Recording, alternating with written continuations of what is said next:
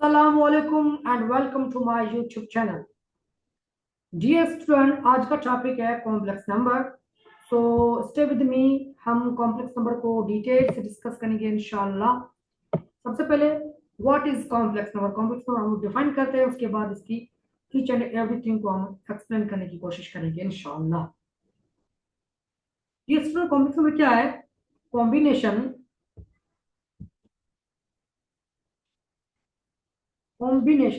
Let me change the colour हम change कर लेते हैं ताकि ये सुटेबल लगे. Combination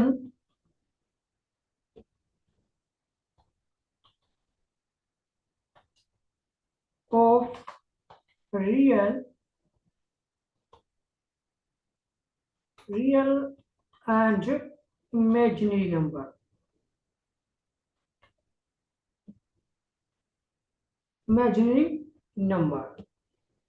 So dear student, complex number क्या है? एक कॉम्बिनेशन है रियल एंड इमेजिनरी नंबर की. यहाँ पे लिखा हुआ कुछ, a number which consist and imaginary part is called complex number. क्या होता है इसमें? अब तो रियल पार्ट होता है, दूसरा इमेजिनरी पार्ट होता है. जैसे हमारे पास यहाँ पे हमें कुछ गिवन है कि ये एक एक्सप्रेशन है. इस एक्सप्रेशन को हम कॉम्प्लेक्स नंबर कहते हैं. क्यों कहते हैं? जैसे मैंने लिखा है कि कॉम्बिनेशन है, यूनियन है किसकी? रियल एंड इमेजिनरी नंबर की.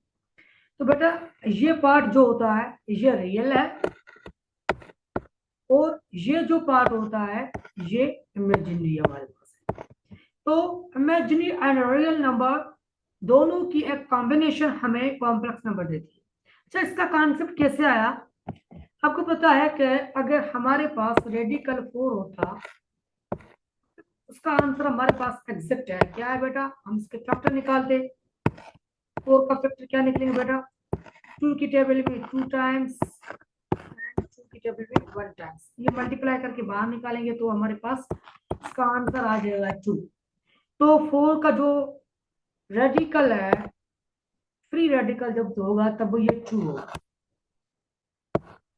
अगर हमारे पास -4 आ जाए रेडिकल में, तो फिर यहाँ पे मैथमेटिशियन फंस गए थे. तो कैसे इसको सोल्व किया जाए? अगर -4 आ जाए, उस टाइम मैथमेटिशियन ने एक कॉन्सेप्ट निकाला जिसे इमेजिनरी. इमेजिनरी से क्या होता है? जनरली ऐसे तो ख्याल ही होता है और कुछ नहीं. तो एक इमेजिनरी कॉन्सेप्ट निकाला कि एक आयोटा नाम की कोई चीज है, आई से थोड़ी चेंज है, आई से थोड़ी भी चेंज है. आई बिल्कुल सीधी होती है, थोड़ी थोड़ी सी आई से चेंज है, ऐसी टेढ़ी होती है. इसको कहते हैं आयोटा. क्या कहते हैं बेटा? इसको कहते हैं आयोटा. आयोटा. जब आयोटा का कॉन्सेप्ट आया, उस टाइम आयोटा को इक्वल किया कि ये जो आयोटा है, स्टैंडर्ड आयोटा की वैल्यू जो होगी वो रेडिकल -1 के इक्वल होगी. रेडिकल -1 के इक्वल होगी, जो यहाँ पे लिखी हुई. अगर रेडिकल -1 आ जाए यहाँ पे हमारे पास, तो हमें पता है कि अगर रेडिकल की रूल के मुताबिक कि एक यहाँ पे है -4, दूसरा है रेडिकल -4, अगर लिख लें तो फिर क्या होगा? इसको अंदर आ जाएगा, बाहर निकलेगा अगर तो वो क्या होगा? जस्ट आयोटा 4 या 4 आयोटा लिख देते हैं, 4 आयोटा हो जाएगा. क्योंकि वो जो रेडिकल -1 है वो रेडिकल -1 है, वो आयोटा के इक्वल है. इस वजह से जो 4 आयोटा इसका आंसर निकल गया. तो ये एक सॉल्यूशन आ गया इमेजिनरी टाइप का. इस कॉम्बिनेशन को, इस सॉल्यूशन को मैथमेटिशियन ने नाम दिया कॉम्प्लेक्स नंबर का. I hope that it is clear. उसके बाद हम इसको थोड़ा आगे लेके जाते हैं कि इसको किस तरीके से हम कैटेगराइज और एक्सप्लेन कर सकते हैं इजी वे में. जैसे कि अगर कोई नंबर है 2 + 3 आयोटा, ये कॉम्प्लेक्स फॉर्म है. इसको अगर हम क्लोज करें तो जस्ट इस तरीके से भी लिख सकते हैं 2, 3. अभी बेटा ये 2 और 3 दोनों ही डिफरेंट है. अब रियल पार्ट है, एक इमेजिनरी पार्ट है. मोस्टली जो फर्स्ट पार्ट होता है वो रियल पार्ट होता है और सेकंड पार्ट होता है वो इमेजिनरी पार्ट होता है. तो कीप इन माइंड। अच्छा, उसके बाद हमारे पास है कॉन्जुगेट का कॉन्सेप्ट। अच्छा, कॉन्जुगेट में क्या होता है, जो सेकंड पार्ट होता है, इमेजिनरी पार्ट होता है किसी भी नंबर का, उसकी साइन हम चेंज कर लेते हैं। अगर पॉजिटिव का होगा तो वो नेगेटिव कर लेंगे, अगर नेगेटिव का होगा तो वो उसको पॉजिटिव कर लेंगे।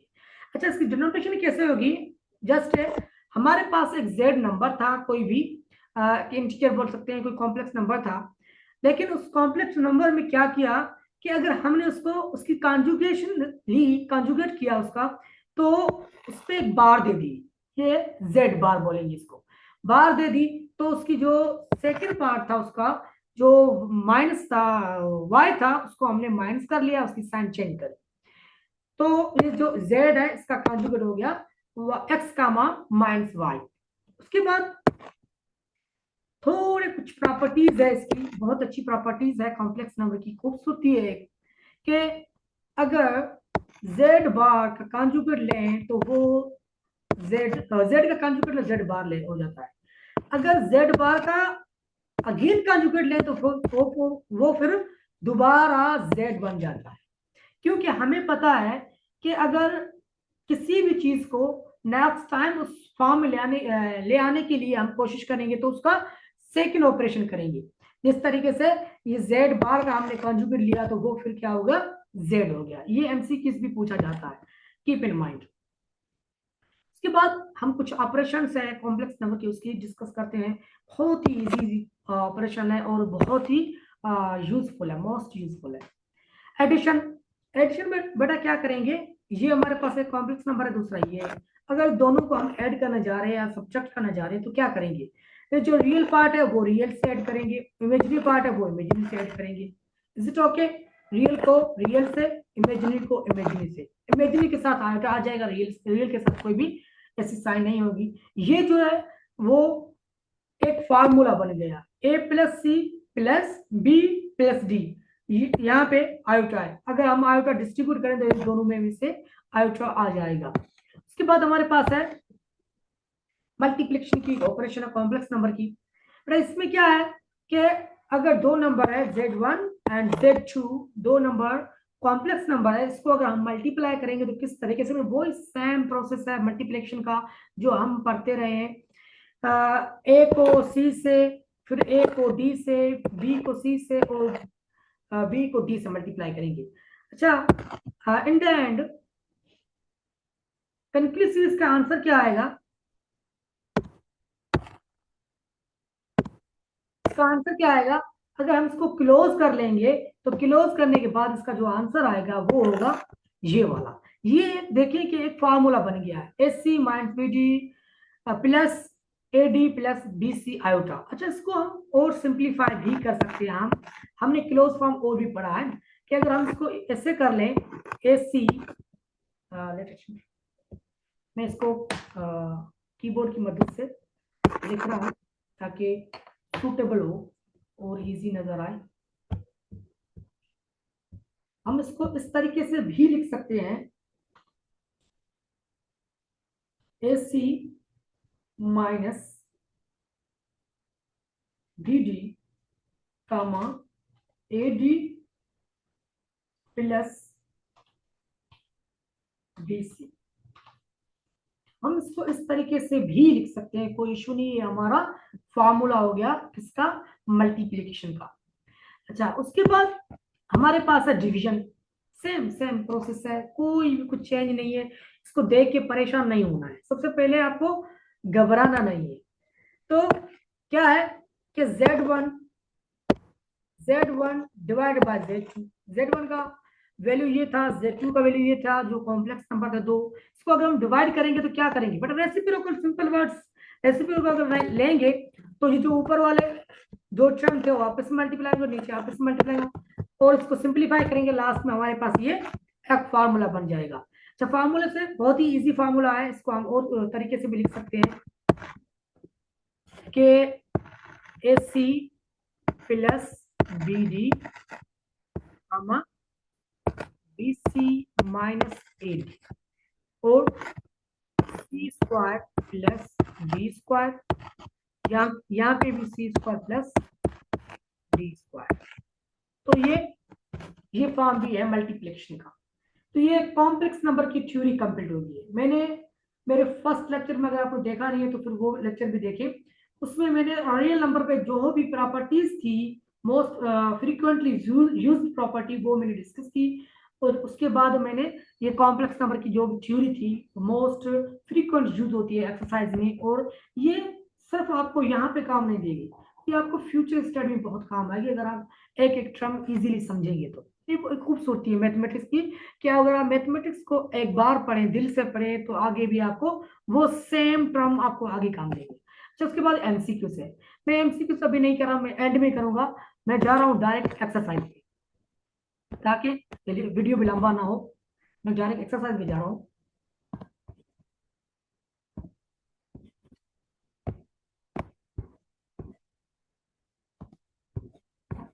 एक्सरसाइज जी बेटा, एमसीक्यूज भी कराऊंगा इंशाल्लाह आपको। सबसे पहला क्वेश्चन है एक्सरसाइज 1.1 का। Identify the following numbers as rational and irrational numbers and also write each one in separate column. Okay, हम इसको सेपरेट कॉलम बिल्कुल लिखेंगे, क्यों नहीं। सबसे पहले फर्स्ट क्वेश्चन है, बहुत ही इजी। अगर 1/5 को डिवाइड करेंगे 0.2 आंसर आएगा, वो क्या है, रेशनल है। मैंने सारी रेशनल की डिटेल फर्स्ट लेक्चर में दे दी है। अच्छा, उसके बाद सेकंड ये रेडिकल 2/h। याद रखना मेरी बात, किसी भी प्राइम नंबर पर रेडिकल आ जाए, वो न्यूमरेटर में हो या डिनोमिनेटर में, उसका आंसर ऑलवेज इरेशनल आएगा, तो इसका इरेशनल है। उसके बाद हमारे पास है तीसरा क्वेश्चन 5 रेडिकल 6। रेडिकल 6 आ गया, तो रेडिकल के बाद जो यहाँ पे इसका परफेक्ट स्क्वायर नहीं है, तो ये भी इरेशनल है हमारे पास। 2/8, 2/8 का आंसर एग्जैक्ट आंसर 0.25, तो ये रेशनल है। 1/रेडिकल 3 का आंसर है 0.25 एंड सो आगे बढ़ता रहेगा, यहाँ पे रुकेगा नहीं, क्योंकि नीचे जो है वो प्राइम नंबर का एक रेडिकल 3 है, तो ये रुकेगा नहीं, इसका आंसर रेशनल है। और 8 का रेडिकल 8 का आंसर परफेक्ट स्क्वायर नहीं है, तो फिर ये क्या है, ये भी रेशनल है। आगे आते हैं, ई आपको पता है कि वेल नोन क्वांटिटी है, रेशनल है। पाई भी रेशनल है, वेल नोन, बहुत ही वेल नोन, ये बहुत फ्रीक्वेंटली एग्जाम्स में पूछी जाती है, मोस्टली इंटरव्यूज में पूछी जाती है। उसके अलावा ये आपको गेट एसएससी टेस्ट जो है, वो सारे टेस्ट में ये पूछी जाती है। अच्छा, रेडिकल 5 प्राइम नंबर रेशनल। अच्छा, ये लिखा हुआ है आई थिंक सो रेशनल लिखा हुआ रेडिकल 5, लेकिन रेडिकल 5 रेशनल नहीं है, रेशनल नहीं है, इसको करेक्ट कर लेते हैं हम, ये आ गया। ठीक है बेटा, 22/3 ये भी इरेशनल लिखा हुआ है, लेकिन ये इरेशनल नहीं है, याद रखना मेरी बात। 22/3 क्या है, रेशनल है। ये नोट्स है, मैंने किसी वेबसाइट से उठाए हैं, तो इस नोट्स में ये मिस्टेक्स है थोड़ी, ये रेशनल नहीं है, रेशनल है, ये रिपीट हो जाते हैं, आप चेक करना, ये रेशनल है। इसके बाद 1/पाई, 1/पाई जो है नीचे जो डिनोमिनेटर में हमारे पास इरेशनल नंबर है, तो ये कभी भी रेशनल नहीं होगा, ये भी इरेशनल है। अच्छा, उसके बाद 11/2, 11/12 ये आई थिंक सो इरेशनल ही होगा, क्योंकि ऊपर जो प्राइम नंबर है, नीचे तो एक होल नंबर है, लेकिन इवन नंबर है, लेकिन ऊपर जो है प्राइम नंबर, इस वजह से ये इरेशनल ही होगा। ओके, नेक्स्ट क्वेश्चन आते हैं, बहुत ही आसान इजी क्वेश्चन है, ये एमसीक्यू से समझे कि ऐसा कोई बड़ी टर्मिनोलॉजी इसमें नहीं यूज हुई है। Convert the following into decimal fraction. Also indicate them as terminating and non-terminating decimal fraction. मैंने डिटेल से टर्मिनेटिंग एंड नॉन टर्मिनेटिंग में फर्स्ट लेक्चर में बात की है। यहाँ पे थोड़ा बता देता हूँ, वो नंबर जो पॉइंट के बाद रुक जाए वो टर्मिनेटिंग होते हैं, वो नंबर जो पॉइंट के बाद नहीं रुके तो वो फिर नॉन टर्मिनेटिंग होते हैं। चलो देखते हैं, ये पॉइंट के बाद रुक गया तो फिर ये क्या है, टर्मिनेटिंग है। ये पॉइंट के बाद नहीं रुका है तो फिर नॉन टर्मिनेटिंग है। अच्छा, यहाँ पे रिकरिंग की बात नहीं की, अगर रिकरिंग की बात करता तो फिर ये रिकरिंग था। अच्छा, यहाँ पे ये पॉइंट के बाद नहीं रुका तो फिर नॉन टर्मिनेटिंग है, ये पॉइंट के बाद रुक गया तो टर्मिनेटिंग है। ये पॉइंट के बाद नहीं रुका, रुक गया तो फिर टर्मिनेटिंग है, और ये नहीं रुका है तो फिर नॉन टर्मिनेटिंग है। डिवीजन करके तय कर लेना, बहुत ही ईजी है, ऐसा कोई मसला ही नहीं है। क्वेश्चन नंबर 3 है, represent the following rational numbers on number line. Number line की मैं आपको एक बहुत ही आसान ट्रिक दे दूं। सबसे पहले आप क्या करना है, आपको एक लाइन सेगमेंट ड्रा कर देनी है, दोनों डबल हेडेड वाली। उसके बाद उसका जो सेंटर पे आप जीरो दे देना। साइड्स आर डॉट्स, यहाँ पे यहाँ से लेकर यहाँ तक 10 डॉट्स है, और यहाँ से भी 10। ये जो 10 डॉट्स का एक स्पेस बना हुआ है 0 और 1 के बीच में, 1 और 2 के बीच में, 3 और 4 के बीच में, हर एक इंटरवल 10 डॉट्स का बना हुआ है।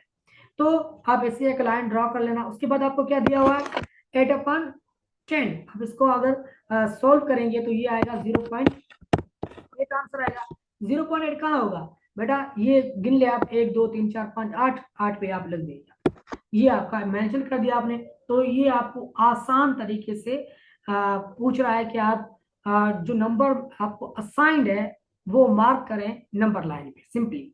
अच्छा, ये माइनस का है तो आपको पता है ये पॉजिटिव साइड है और ये नेगेटिव साइड है, तो आप यहाँ पे नेगेटिव साइड पे इसको लगा लेंगे। ये थोड़ा कुछ रॉन्ग दिया हुआ है, ये -8.10, ये होगा -0.8, माइनस का 0.8 वो यहाँ पे आएगा, ना कि यहाँ पे आएगा। ठीक है, चलो ये चेक कर लेना बेटा। अच्छा, इसको सोल्व करके आप आंसर निकालें, ये यहाँ पे मार्क होगा और ये माइनस वाला यहाँ पे मार्क होगा। उसके बाद 2/3, 2/3 हमारा यहाँ पे मार्क हुआ, क्योंकि ये 2/3 जो है 0 और 1 के बीच में है। -2/3 0 और 1 के बीच में आ गया। यहाँ पे देखिए, यहाँ पे सही किया हुआ, लेकिन वो ऊपर इसने थोड़ा गलत किया है, हो जाता है, कभी कभी टाइपिंग मिस्टेक भी हो जाती है, क्वेश्चन में। उसके बाद है number 4, can you make a list of all rational numbers between 1 and 2। हाँ बिल्कुल, हम लिख सकते हैं।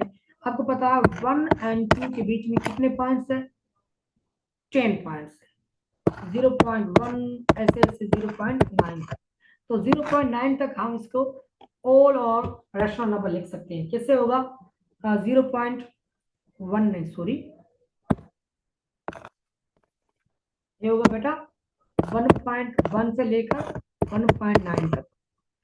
आपको पता है 1.1, फिर 1.2, फिर 1.1 को खत्म करेंगे तो यहाँ पॉइंट खत्म, यहाँ 10, यहाँ पे खत्म करेंगे तो यहाँ 10, ये होगा 11/10, ये होगा 12/10। आंसर में कुछ चेंज दिया हुआ है, आंसर में इन्होंने क्या किया है कि 0.25 का डिफरेंस रखा हुआ है।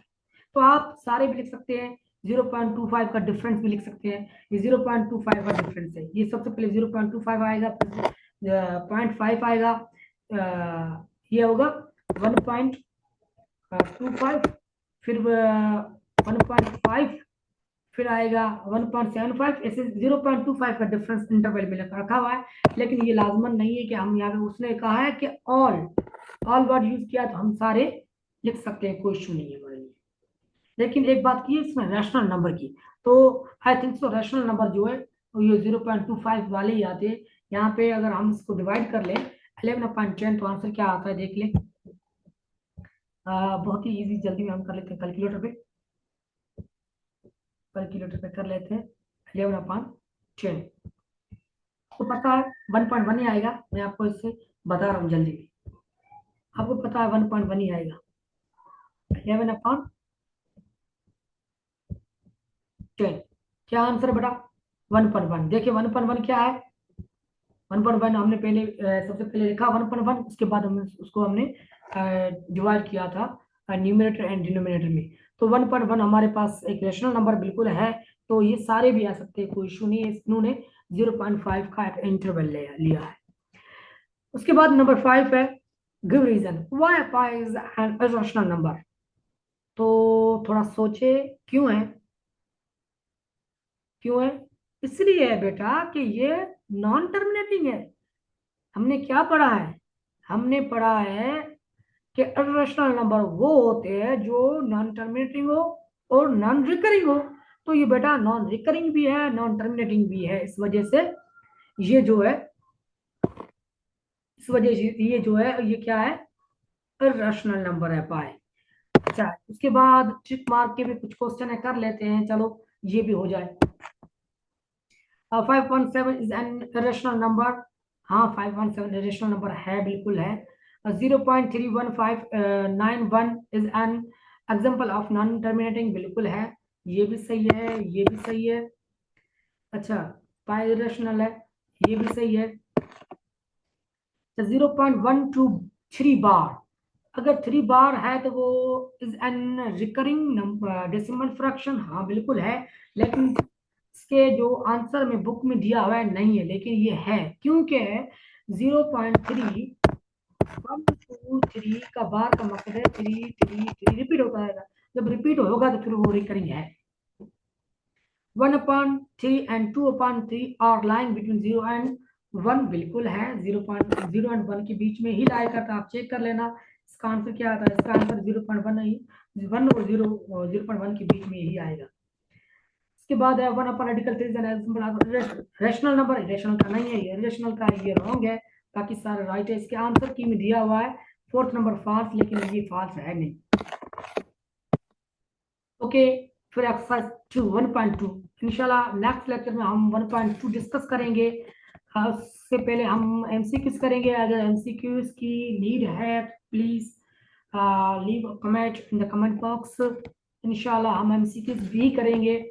Keep in mind, don't forget to share, subscribe and like this channel, so please support करें। इंशाल्लाह मैं आपको हर एक टर्मिनोलॉजी, हर एक पॉइंट पे वीडियो बना के दूंगा इंशाल्लाह। हर एक मैथमेटिक्स के टर्मिनोलॉजी पे लेक्चर पे हम लेक्चर सीरीज चला रहे हैं इंशाल्लाह। आपको मज़ा आएगा। Bye bye.